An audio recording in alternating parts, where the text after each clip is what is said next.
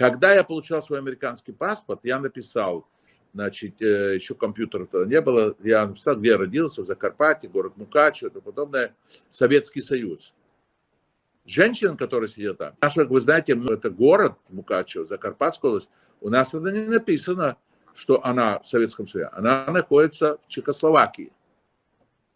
Я говорю, как Чехословакия? Я родился в Советском Союзе, вот мои документы. Говорит, но я вам не могу записать. Я говорю, а что за...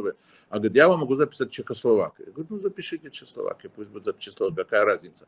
Дело в том, что в 1945 году не было включено по соглашению, как мне объясняли, Закарпатье, что тоже будет принадлежать Советскому Союзу. Когда западники проснулись и начали писать в Советский Союз, что, мол, да, все хорошо, но Закарпатья-то у нас не было никогда в Российской империи, им ответят, что извините, но у нас уже это мы приняли, у нас уже народ давно проголосовал за присоединение к советской Украине, то есть к Советскому Союзу. Вот так это прошло. Но, по моей информации, Закарпатье не признавалось американцами за Советским Союзом. I'll explain to you what happened.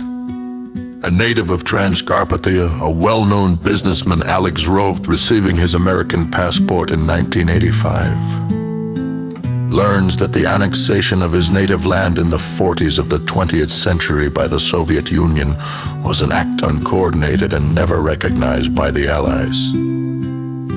This means that Transcarpathia has never belonged to either the Soviet or Ukrainian invaders. This means that Stalin's ethnic-based repressions against the local population were absolutely unjustified, groundless and criminal even in wartime conditions. What did this successful person do when he received such valuable information? Do you think he shared it with the public? Of course not. He probably hung it in his closet or on the wall at home until better times and kept quiet about it for 30 years. It is difficult to imagine what kind of resonance such a sensation could have in Transcarpathia if representatives of the indigenous population of Transcarpathia found out that they had been kept in inhumane conditions for so many years for no reason. And could Leonid Kravchuk and the company have deceived the will of the people at the referendum in December 1991? And how could the inhabitants of Transcarpathia live today? If they turned out to be a full-fledged unit of Europe, on a par with other civilized countries freed from socialist oppression?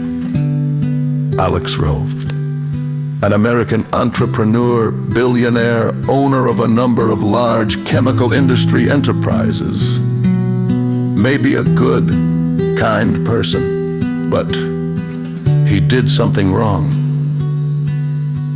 He remained silent when he should have spoken out, and thus betrayed his homeland and continues to betray it, accepting high-profile titles and awards from the successors of the occupiers. An absolutely immoral act and subsequent behavior.